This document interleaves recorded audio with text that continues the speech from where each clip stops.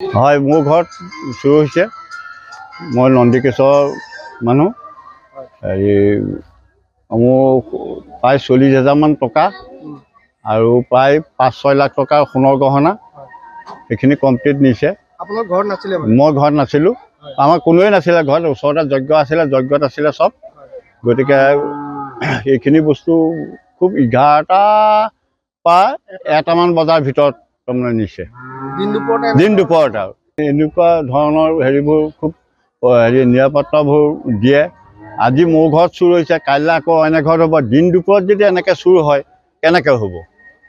মানুহ যদি দিনতে ঘৰৰ পৰা ওলাই যাব নোৱাৰে, ৰাতি কি কৰিব? হয়, মোৰ ঘৰত চুৰ হৈছে। মই নন্দিকেশ্বৰ মানুহ। হেৰি মোৰ প্ৰায় 40,000 টকা আৰু প্ৰায় 5-6 লাখ টকাৰ সোণৰ গহনা সেইখিনি কমপ্লিট নিছে। আপোনাৰ ঘৰত নাছিলে? মই ঘৰত নাছিলোঁ। আমাৰ কোনোৱে নাছিলে ঘৰত। ওচৰতে যজ্ঞ আছিলে, যজ্ঞত আছিলে চব। গতিকে এইখিনি বস্তু খুব 11টা পৰা 1টামান বজাৰ ভিতৰত তাৰমানে নিছে। দিন দুপৰত আৰু এনেকুৱা ধৰণৰ হেৰিবোৰ খুব নিৰাপত্তাবোৰ দিয়ে। আজি মোৰ ঘৰত চুৰ হৈছে, কাইলৈ আকৌ এনে ঘৰত হ'ব। দিন দুপৰত যদি এনেকৈ চুৰ হয় কেনেকৈ হ'ব? মানুহ যদি দিনতে ঘৰৰ পৰা ওলাই যাব নোৱাৰে, ৰাতি কি কৰিব? হয়, মোৰ ঘৰত চুৰ হৈছে।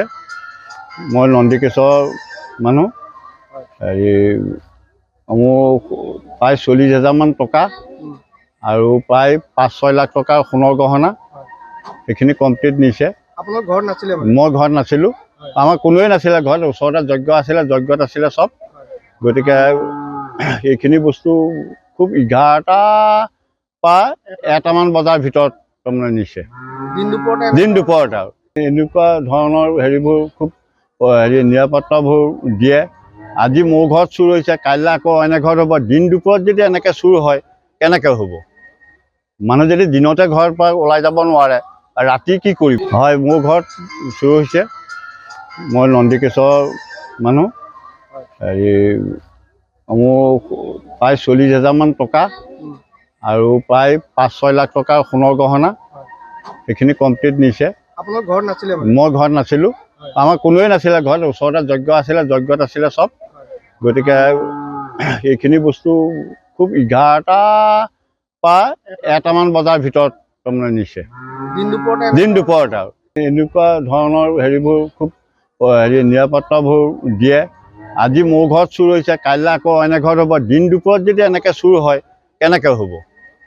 মানুহ যদি দিনতে ঘৰৰ পৰা ওলাই যাব নোৱাৰে, ৰাতি কি কৰিব?